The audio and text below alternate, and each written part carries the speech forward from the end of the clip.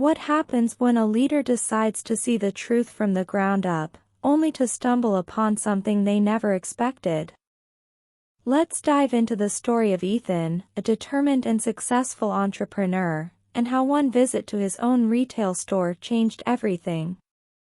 Ethan Grant was a self-made man.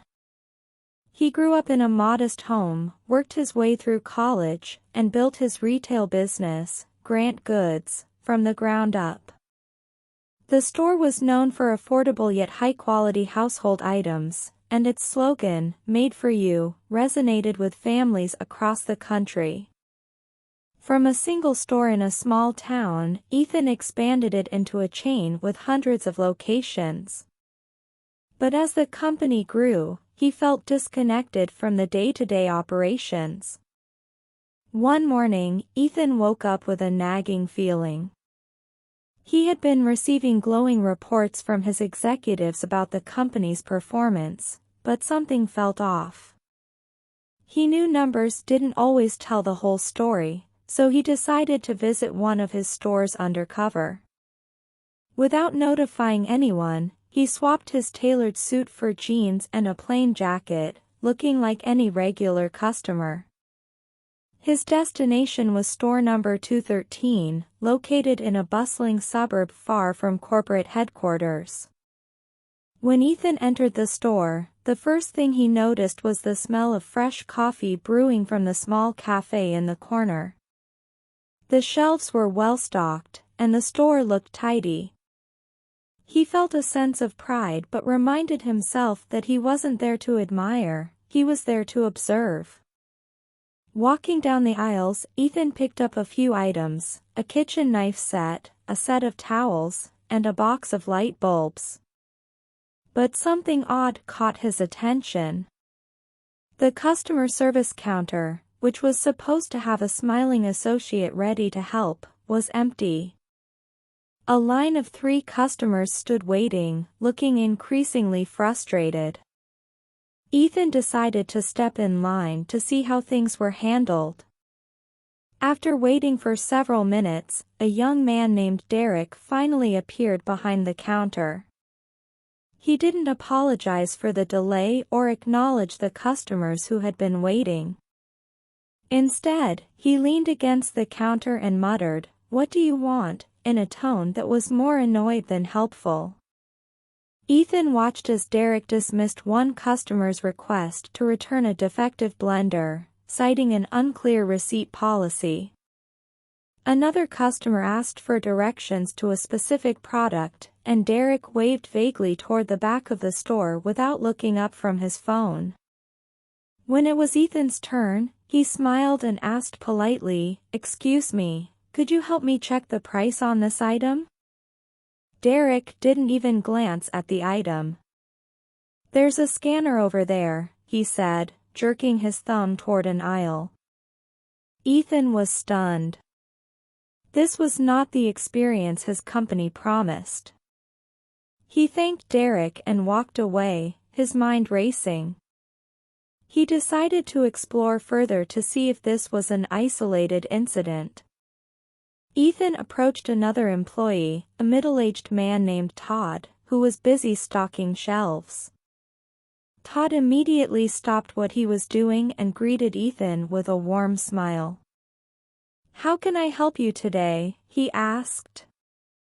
Ethan asked a few questions about the products, and Todd patiently answered each one, even recommending alternatives and sharing tips.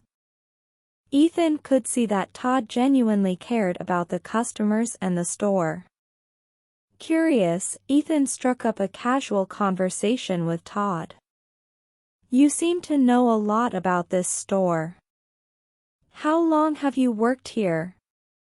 "Almost 10 years, Todd replied, his face lighting up. "I love this place, the customers, the work, it feels like home to me.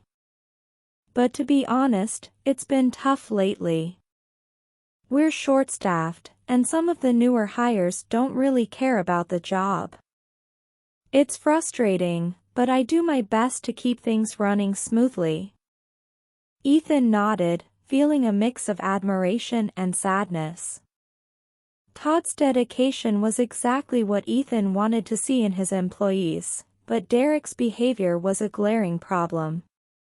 Ethan thanked Todd and left the store, determined to get to the bottom of what was going on. Back at headquarters, Ethan reviewed employee records and customer feedback for store number 213. Sure enough, there were numerous complaints about rude behavior and poor service. Derek's name appeared in several of them. Ethan also discovered that Todd had been recommended for a promotion multiple times but had been overlooked due to budget constraints. Ethan realized that his company's rapid growth had created blind spots. Policies meant to streamline operations had unintentionally made it harder for dedicated employees like Todd to succeed, while those like Derek flew under the radar. A week later, Ethan returned to store number 213, this time as himself. He called a meeting with the staff and revealed his undercover visit. Derek looked uncomfortable, while Todd and the others appeared curious. Ethan addressed the group, his voice steady but emotional. "I started this company with a simple idea, to make life easier for people. That includes our customers and our employees. But somewhere along the way, we lost sight of that. I saw great dedication from some of you and behavior that doesn't align with our values from others. This is a wake-up call for me, and for all of us." Turning to Todd, Ethan said, "Your commitment and hard work haven't gone unnoticed. Starting today, you're being promoted to assistant manager. You've earned it." Todd's eyes widened in surprise, and the room broke into applause. Then Ethan looked at Derek. "This company is built on respect, for each other and for our customers. If you're not willing to embrace that, this might not be the right place for you.